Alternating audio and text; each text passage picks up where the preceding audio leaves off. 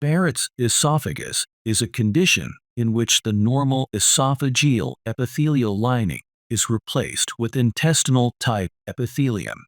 The primary concern with this condition is the increased risk of malignant transformation.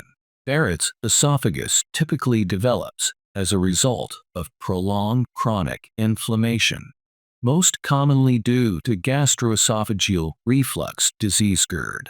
The disease itself does not produce specific symptoms and presents similarly to GERD, including heartburn, dysphagia, odynophagia, and belching.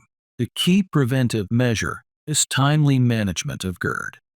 If Barrett's esophagus has already developed, aggressive treatment of GERD and ongoing surveillance of the altered esophageal mucosa are recommended during the early stages. If medical therapy proves ineffective or the mucosal changes progress, surgical intervention may be indicated, typically involving endoscopic ablation or resection techniques.